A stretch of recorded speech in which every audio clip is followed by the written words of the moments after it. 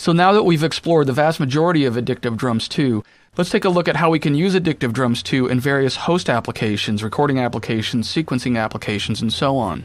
And for most of this series, we've been using the standalone version. This is a great way to edit and modify kits, drums, and beats, but for practical use, you do want to use it in the host application.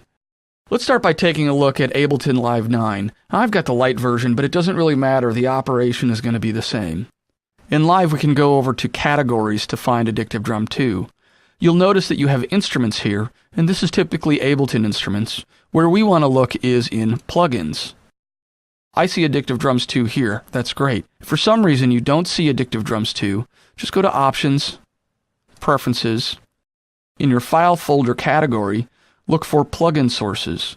And again, I'm a Windows user. I have C program files, x86 VST plugins. For Mac users, you'll typically look in Library, Audio, Plugins for either components or for VST. If for some reason you don't see it, just click Rescan. That will ask Live to rescan this plugin location. And adding Addictive Drums to Live is pretty easy. Just click and hold down your mouse and drag it to the Instrument and Sample section here. Addictive Drums will appear. It looks a lot like the standalone version. And then we can load kits, can audition them, just like we do with the standalone version. Click OK to load that kit, and then we can start loading beats. In Live, you can drag your beats into one of two locations, either right under the track where you have these loop slots, or into the sequencer section. So here I have a linear sequence. Here's my Addictive Drums. What I could do is just grab some beats, drag and drop them. It'll ask you if you want to import the tempo from Addictive Drums. I don't want to. And I can just drag a few beats or loops in for Live to play it.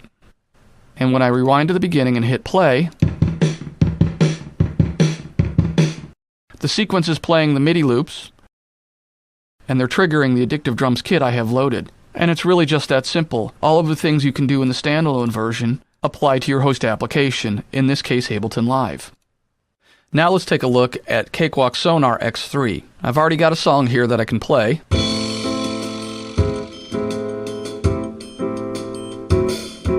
And I'm thinking maybe I'd like to replace these drums.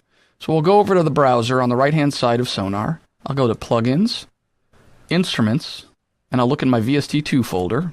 And right there at the top is Addictive Drums 2. And just like the other applications we looked at, all we have to do is left-click and drag. It'll give me these options. I'll just leave it at Simple Instrument Track. And there's Addictive Drums. We can expand it a little bit to see what we're working with. If you want to see the plugin interface, just click this little keyboard here and it'll load. And there you have Addictive Drums. This drum kit is already a stereo audio track, so I'm just going to mute this. Maybe I'll leave the percussion. I'm not sure yet. I'm going to load a jazz kit. That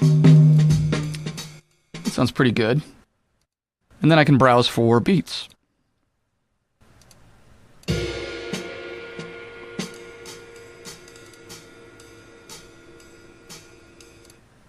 And when I choose a beat or its variant, I can just drag and drop. It's really that simple. You can drag and drop multiple beats in. If I like what I'm hearing, I can just keep dragging more beats in to complete the song.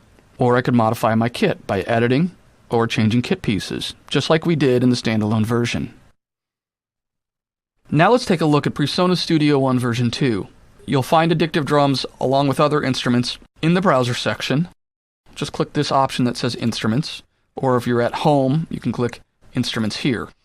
And Addictive Drums 2 is going to be in this XLN Audio folder. Just click it to open it, and there's Addictive Drums 2. If for some reason you don't see it, you could go to your Studio One menu, Options, and check to make sure that your VST plugin path is correct.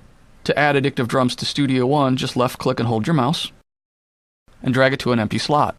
And there you have Addictive Drums. Now let's dig just a little bit deeper into how we can use Addictive Drums. I've got a mix down of an EDM song that I'd been working on. Let's take a listen real quick. I kind of like it, but it's a little bit dry. I want to kind of funk it up a little bit. The first thing I'll do is I'll load a kit that I like.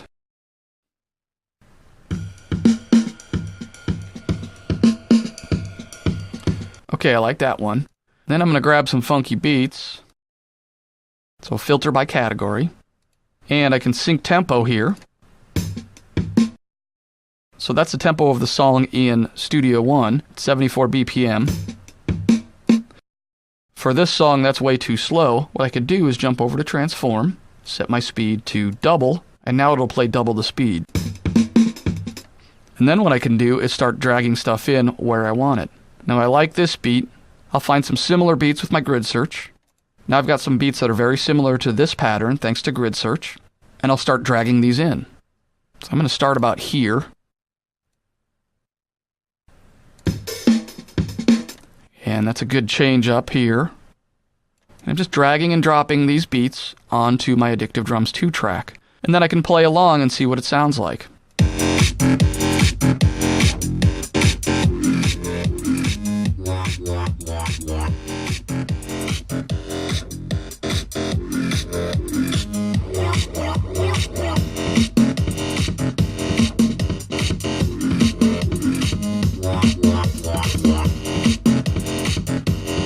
It definitely sort of perks it up a little bit. However, I'm hearing a lot of kick drum on this funk beat. I don't necessarily want that since there is a steady kick beat already there. So let's see what we can do with that.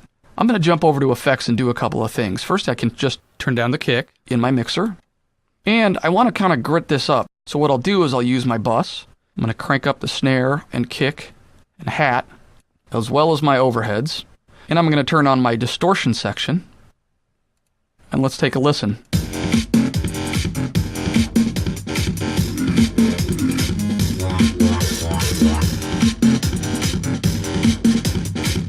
Still a little bottom heavy, so what I'll do is I'll go to my master output, and I'm just going to cut off the low end.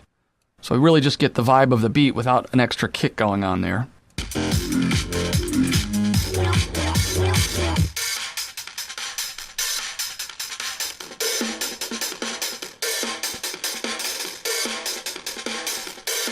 Let's go back and listen to it again.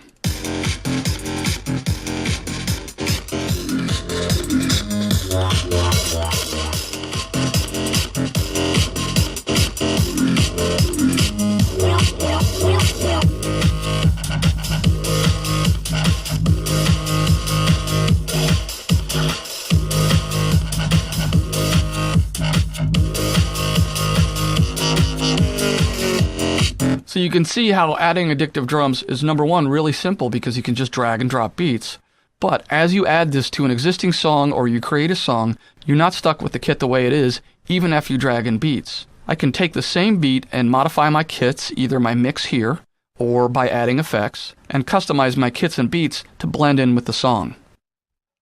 In our next video, we'll learn about using Addictive Drums 2 in Pro Tools. And we'll dig deeper into some more advanced possibilities with Addictive Drums 2 in a host application. For example, using individual outputs for more mixing possibilities.